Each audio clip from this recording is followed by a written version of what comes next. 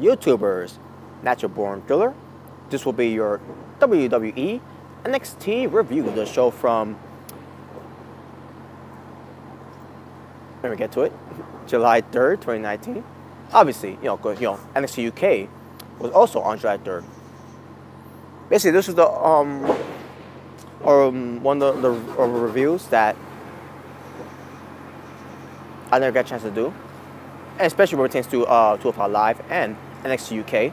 NXT is no different too, because of the whole thing of me, feel like not having a days off, and I was burned out, from getting to work and everything, especially working on the 4th of July, and even the day after the 4th of July, in a way.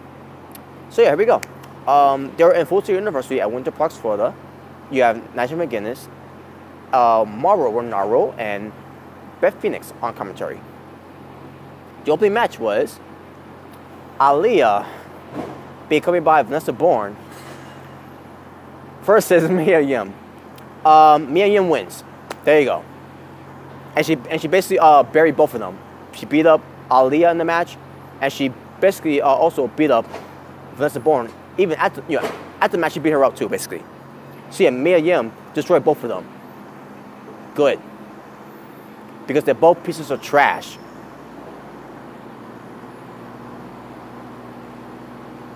And now we can have Mia Yim moving forward to go up against Shayna Baszler for the NXT Women's Championship.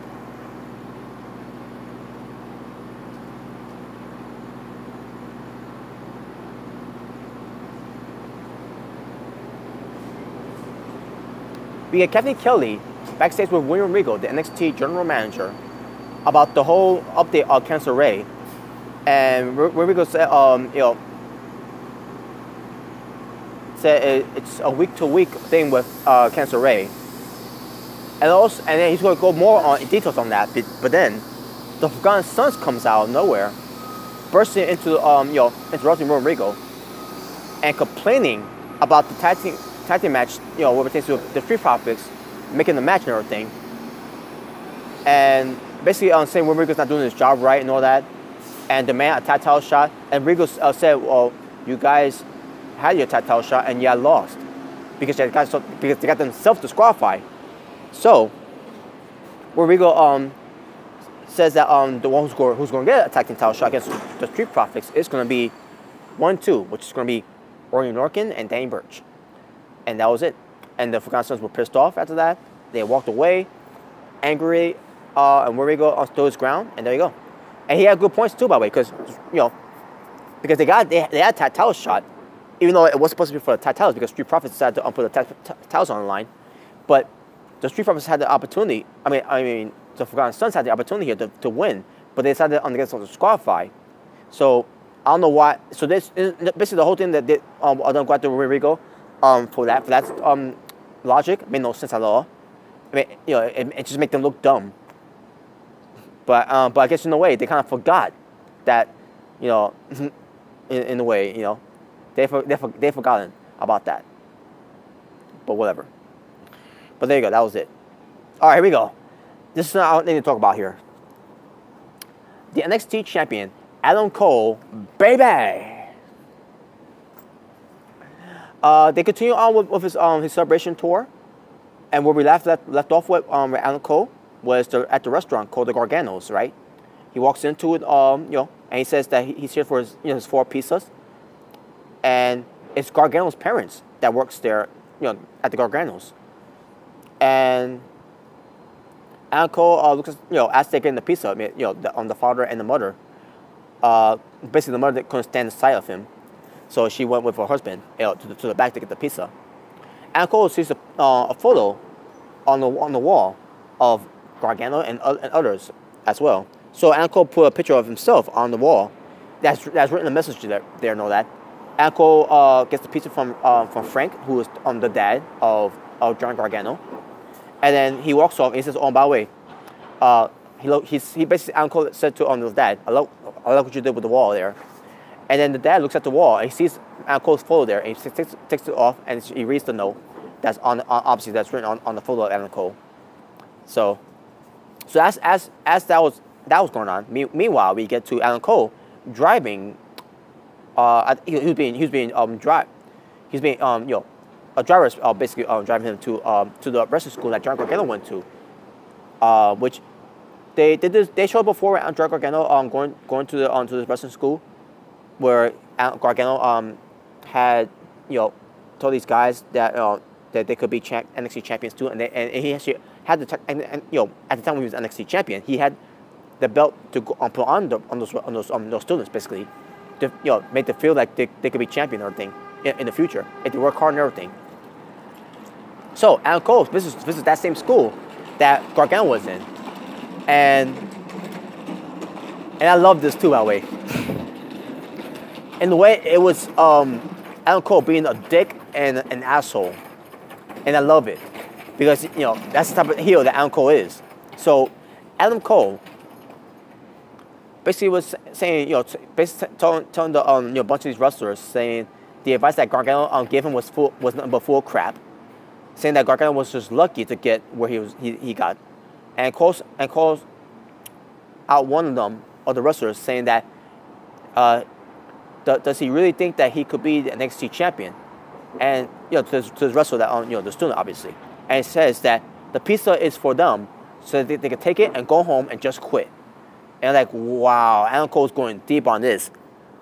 And he says, and all he's asked is to just leave. And then after that, Adam Cole was on his way because the teacher, the trainer, basically said, "Okay, Adam Cole, that's enough. Get out, get out here already." And like, wow, Adam Cole, Adam Cole was being a douchebag to these guys. To the students, obviously, in wrestling school, in that wrestling school, basically pulling them down like they're not going to amount to anything. They're not going to achieve anything. They're not going to beat anything in WWE. Wow, and in a way, he's kind of telling the truth, because they'll be good for now at NXT, but once it gets to the main roster, that's all they wrote. That's all going to be it for them. That's all she wrote for them, basically, in a way. But Adam Cole needs to realize too, once he goes to the main roster, he's probably gonna get screwed too. Adam Cole will be lucky, and I will be shocked if Adam Cole amounts to anything on the main roster. Not because of him, obviously, because because what they're gonna do with him. Because Adam Cole, he could carry himself to a main event. He can carry himself into a match. He can carry himself to handle himself pretty well on the main roster. But I don't trust the main roster to do anything for Adam Cole when that time comes up.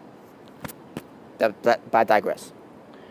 But the point is, it's gonna be the same thing with these guys too. Whenever they get their shines in NXT, and then when they get to the main roster, it's gonna be all it for them.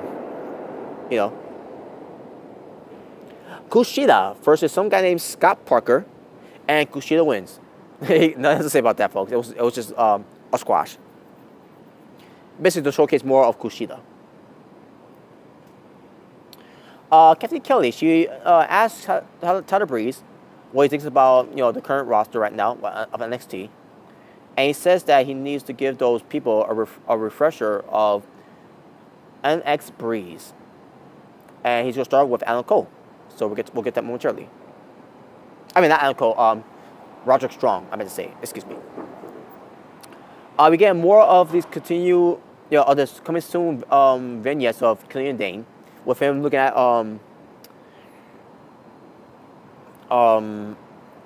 basically videos, photos. I mean, not videos. Films of some that has to do with history, whatever, what pertains to riots, chaos, and whatever. So basically, Killian Dane's going to be repackaged on NXT again after WWE main roster failed with Killian Dane and the rest of Sanity. So we'll see what they do with Killian Dane, and this continues more when we get to the next NXT review. We get to Isaiah Swerve Scott, formerly known as Killshot, and formerly known as Rick. I forget his other name. Oh, Rick Stickler. I'm guessing, unless it says it here. I'm sorry. Shane Strickler, let's say. I don't know where I got Rick from. I'm sorry. Oh, probably from Strick, maybe. Strickland, meant to say. Yeah, but Shane, formerly known as Shane Strickler, who's now called Isaiah Swerve Scott. In case you didn't hear that. Formerly known as Shane Strickler. Now I'm botching, folks. My apologies. Let me try this again. Formerly known as Shane Strickland and Killshot, he's now called Isaiah Swerve Scott, as he goes up against formerly known as Trevor Lee, Cameron Grimes, and folks, I want to apologize too, by the way, for the question that I said about this weeks ago, what pertains to Cameron Grimes. I thought it was Cameron Grimes, but I guess I must have read it wrong, because it was actually Grimes instead of Grimms. So I thought it was Grims. My apologies, folks. It's actually Grimes. So it's Cameron Grimes. And basically they tell a background story about Isaiah Swerve Scott and Cameron Grimes, what pertains to this NXT breakout tournament that they're doing here. Match itself was pretty good. Isaiah Swerve Scott was obviously the better performer, but you have Cameron Grimes, who was showcasing how dominant he can be, how ruthless he can be, how athletic he could be as well, obviously.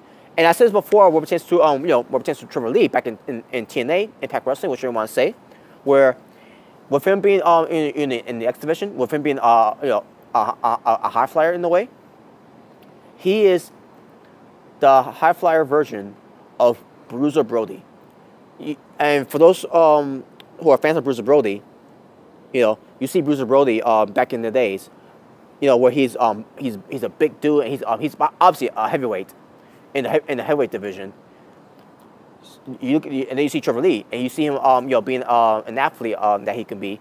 He's and obviously a cruiserweight in a way, since he's in WWE. He's a cruiserweight. He's a cruiserweight version of Bruiser Brody. He carries himself like Bruiser Brody in a way. He's got that mean streak of Bruiser Brody.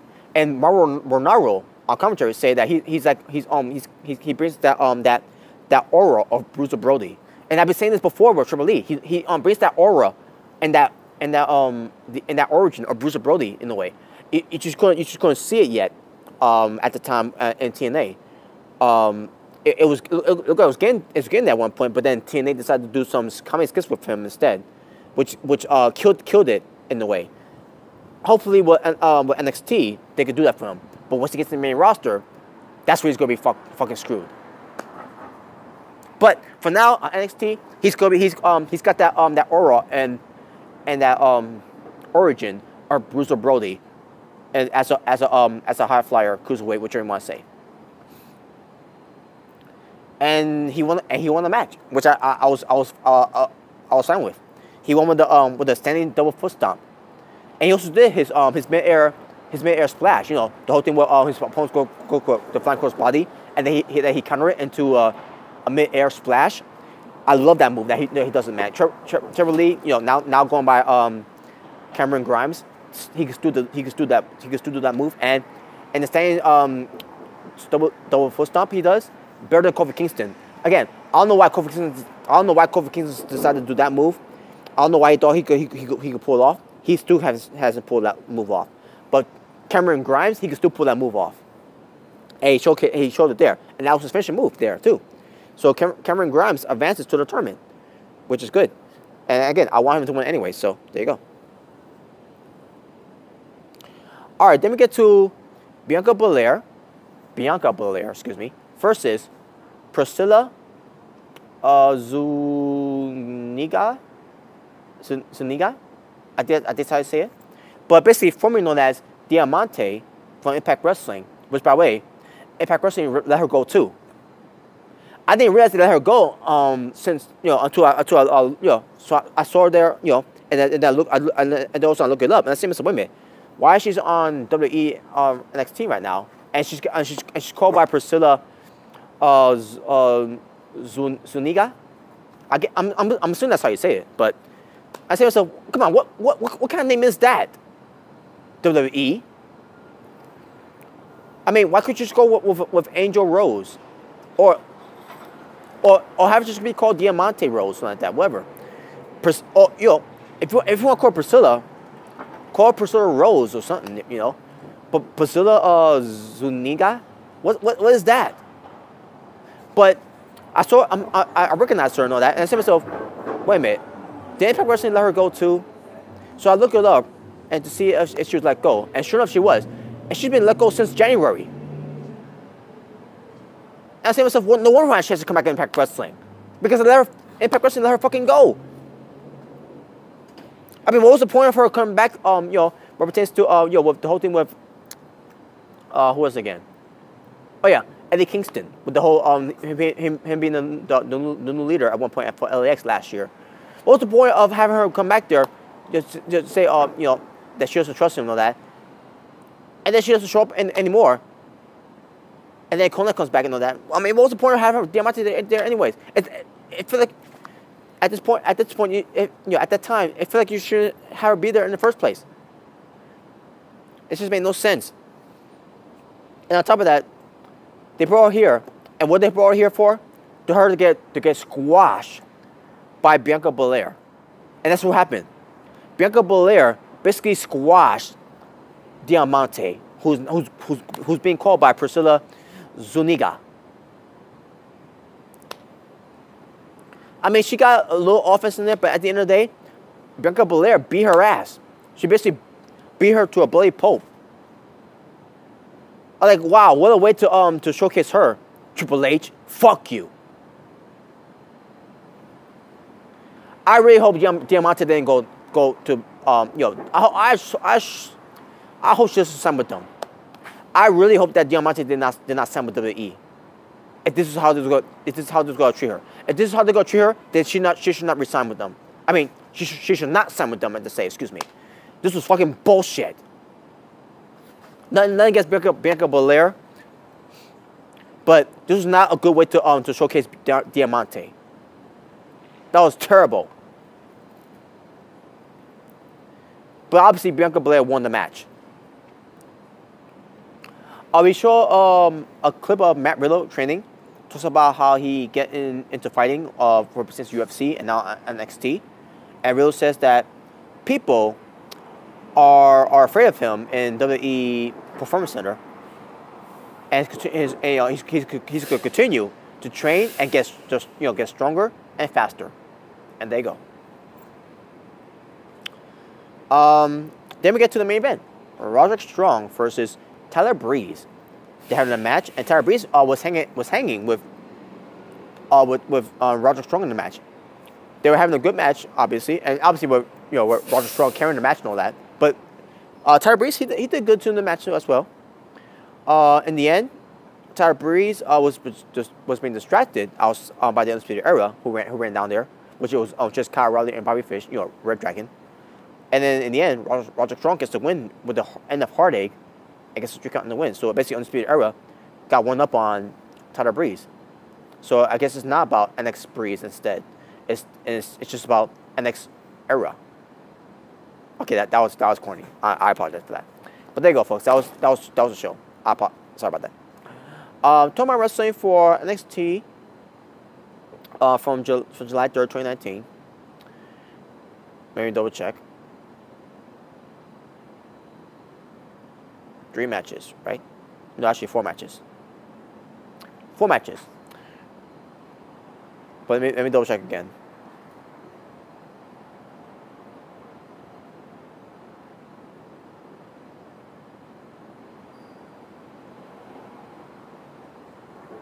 No, I think it's 5 matches. Oh yeah, because that squash match that Bianca Belair had on Diamante, which she's called by Priscilla Zuniga. Dumb name. Fucking Triple H. Yeah, 5 matches. My overall rating for the show, I'm gonna go 6 out of 10. And with that being said, folks, thank you for watching. For It's Natural Born Driller, saying peace on the streets. Take care.